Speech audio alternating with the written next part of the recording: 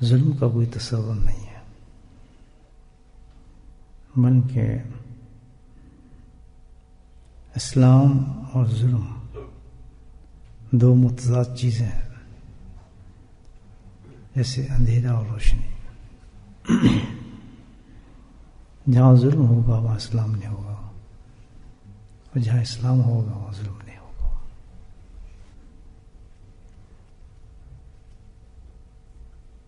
تو اسلام کی سوسائٹی جو ہے وہ ظلم سے پاک ہوتی ہے، بلکہ اسلام کی ابتدا جو ہوئی اسی ٹاپک پہ ہوئی، اسی عنوان سے ہوئی۔ صلی اللہ علیہ وسلم جب تشریف لائے تو پہلا کام یہی تھا کہ جو ظلم تھا وہاں پر بہت عام تھا، بے انتہا ظلم تھا۔ تو اس ظلم کو ختم کرنے کا سب سے پہلا قدم جو تھا اسلام کا تھا۔ تو ہم کیسے سوچ سکتے ہیں کہ ایک مسلمان جو ظالم ہو سکتا ہے یا ظلم کر سکتا ہے؟ یہ تو دو متضاد چیزیں ہیں۔ اسلام نے ہمیں دیا یہ چیز ہے الحمدللہ کہ بندے کے اندر ظلم نہ ہو۔ ظلم کس کو کہتے ہیں؟ ناانصافی، کسی کے ساتھ زیادتی کرنا، جان مال آبرو میں حقوق کو دبانا، ناجائز اس سے کام لینا، اس کی مجبوری کو استعمال کرنا، کسی میں اتنی استعداد نہ ہو لیکن اس سے زیادہ کام لینا، کسی آدمی کو دبانا، اپنی زبان سے کسی کو تکلیف دینا، گالی نکالنا، بدتمیزی کرنا، بے ادبی کرنا، یہ سارا ظلم ہے۔ میں کام کرتا ہوں جس کہتے ہیں ہیومن رائٹس کا تصور بھی نہیں ہے، اور سب سے پہلے تصور اسلام نے دیا ہی۔ سب سے پہلے ہیومن رائٹ کا تصور کہاں سے ملتا ہے؟ اسلام سے۔ انہوں نے فیچ کیا، کھینچا ہے، سارے ایگزاسٹ کیے ساری چیزیں، سب وہیں سے آیا اسلام سے۔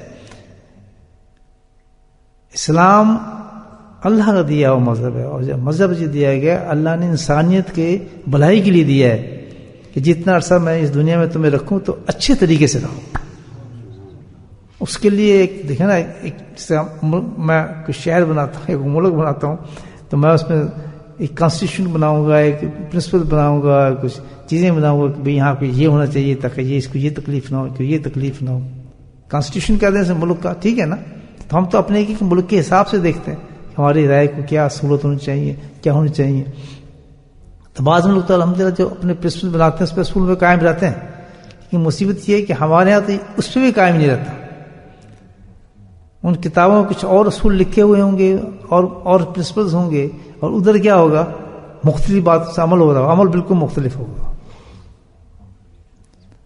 چلو یہ تو ایک ملک کے کانسٹیٹیوشن بنے ہیں اور کام کر رہے ہیں، لیکن جو اس پوری کائنات کا مالک ہے، صرف انسانوں سے نہیں پوری مخلوق سے اس کا تعلق ہے، تو اس کے جو اصول اور پرنسپل بنے ہیں صرف انسانوں کے لیے نہیں بلکہ ایک ہی چیونٹی تک کے لیے بنائے گئے ہیں کہ اس کو بھی تکلیف نہ پہنچے۔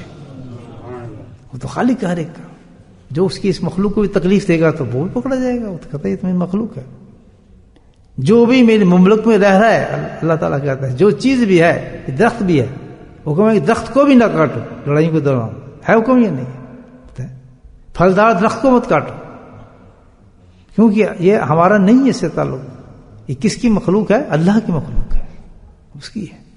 تو اس کے جو کانسٹیٹیوشن ہوں گے، جو اس کے پرنسپل ہوں گے، وہ تو ورلڈ ہوں گے، پورے ہر انسان کے لیے ہوں گے، کسی خاص لمیٹڈ نہیں ہوں گے بھئی ایک سوسائٹی کے لیے، کسی چیز کے لیے۔ کہ بہت جلد ظالموں کو پتہ چل جائے گا کہ وہ کتنی بھیانک، خطرناک اور مصیبت جگہ جگہ پہ ان کو پھینکا جاتا ہے۔ دیکھو نا کہ لفظ یہ سزا ہے ظالم کی جو ڈیفینیشن اس کی سزا ہے۔ بہت بری قیامت میں جگہ ہوگی ان کی، روزے قیامت میں اور جہنم کے اندر، کہ ان کو اتنی گہرائی میں ٹھوک دیا جائے گا، گرا دیا جائے گا۔ من قلبین ينقلبون، واپس جلدی آنا ہے. حدیث کیا کہتی ہے اس بارے میں؟ ابن عمر رضی اللہ تعالیٰ عنہ ارشاد فرماتے ہیں، عجیب حدیث ہے تو سیکھ، الظلم ظلمات یوم القیامہ. بہت بڑی حدیث ہے. الظلم ظلمات، کہ ظالم کے جو ظلم ہوں گے، جو اس نے ظلم کیے ہوں گے، لوگوں کے ساتھ زیادتی کی ہو، ایک کے ساتھ کی ہو، کسی کے ساتھ کی ہو، ماتحت کے ساتھ کی ہو، جس پہ اس نے قابو رکھا ہوتا، زیادتی کی ہو، تنگ کیا ہو، اذیت دیا ہو، تو کیا ہوگا؟ روز قیامت میں وہ ظلم کیا بن جائیں گے اس کے لیے؟ ظلمات. کہ عجیب سزا ہے، اندھیرے، ظلم نہیں، ظلمات، اندھیرے بن جائیں گے. کیونکہ آخرت میں جو انسان جنت تک راستہ طے کرے گا نا، وہ اس اپنے اعمال کی روشنی میں جائے گا. بھیانک اندھیرا ہوگا روز قیامت میں. تو قیامت کے اندر ہر آدمی جو ہے اپنی اعمال کی روشنی کے اندر سفر کو طے کرے گا جنت تک. سبحان اللہ. جس کے جیسے اعمال ہوں گے اور وہ اعمال جو ریزرو ہوں گے، اعمالوں کو ضائع نہیں ہوگا. اعمال تو ہر آدمی کرتا ہے، لیکن اپنے اعمالوں کو ضائع بھی تو کر دیتے ہیں. جس نے اپنے اعمالوں کو ریزرو کیا ہو، جیسے میں نے اب یہ نماز پڑھی، ذکر کیا ہے، اب اس کو ریزرو بھی کرنا میرا کام ہے کہ اس کو محفوظ کر لوں تاکہ روز قیامت میں یہ میرا روشنی دے مجھے اب میں گزر سکوں. تو سمجھنا کہ یہ میں جو آپ کام کروں گا نا، مجھ شیطان کرا رہا ہے، تو صرف یہ گناہ ہی نہیں ہو رہا بلکہ میری پچھلی عبادت کو ساری ختم کرا رہا ہے. وہ بے روشن ہو رہی ہے، وہ بالکل بیکار چیز. روز قیامت میں اس کا فائدہ نہیں ہوگا، میں اندھیرے میں کھڑا ہوں. اور جنت کا راستہ جو ہے وہ تو پل صراط سے ہو کر جائے گا. پل صراط سے جائیں گے تو پھر جنت آئے گی آگے. اس سے پہلے تو ہے پل صراط سے گزر کے پھر جنت آئے گی. تو پل صراط تو روشنی ہے ضرورت، ورنہ تو اتنا خطرناک معاملہ ہے کہ جس کے پاس روشنی نہیں ہوگی تو چاروں طرف اس کے جہنم ہوگی، چاروں طرف جہنم ہوگی. وہ تو بچ ہی نہیں سکتا جہنم سے، تو گڑ گڑ گرے گا. اب سنیں حدیث کا مفہوم سننے کیا ہے. الظلم ظلمات.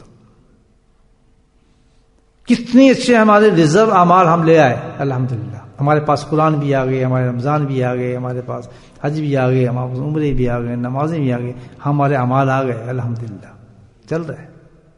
روز قیامت پہنچے. حدیث الظلم ظلمات. ظالم جو انسان ہوگا اس نے جتنے ظلم کیے ہوں گے، جتنی بدماشیاں بدتمیزی کی ہوں گی لوگوں کے ساتھ، بہت چودھری بنا ہوگا، بہت حاکم بنا ہوگا، بہت ماسٹر بنا ہوگا، کیا ہوگا؟ ظلمات. وہ ایسے اندھیرے بن کے آئیں گے اللہ تعالیٰ کے حکم سے کہ جو قیامت کا اندھیرا ہوگا اس کو بھی نیچے کر دیں گے. اللہ اکبر. اور اندھیروں کا کام یہ ہوگا کہ جو اس کے بہترین اور ریزرو اعمال ہوں گے، جن کی روشنی میں اس نے جنت کے راستے کو طے کرنا ہے پل صراط سے، اب ایک بہت بڑا امتحان ہوگا اس کے لیے کہ اس کے پاس وہ سارے اعمال جو ہے اس کے ظلم کے اندھیرے میں ڈھانپ لیے جائیں گے.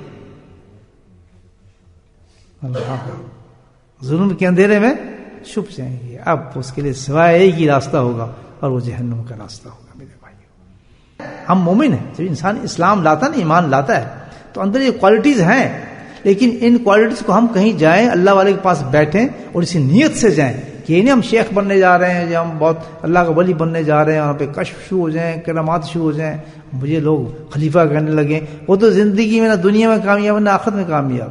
بلکہ اس غم کے ساتھ آدمی جائے کسی اللہ والے کے پاس کہ میری جو کوالٹیز دب چکی ہیں، جو میری انسانیتیں دب چکی ہیں، جو نور میرے اندر ہے ایمان کا، میں بہت بڑا آدمی مجھے اللہ نے بنا دیا ایمان دینے کے بعد، کائنات کے عظیم انسانوں میں بنا دیا کہ یہ وہ مقام دے دیا کہ اتنی بڑی چیز مجھے دی ہے، اس صلاحیت میں اگر میں اتر جاؤں تو میرا مقام تو زمین نہیں بلکہ آسمان بن جاتا ہے.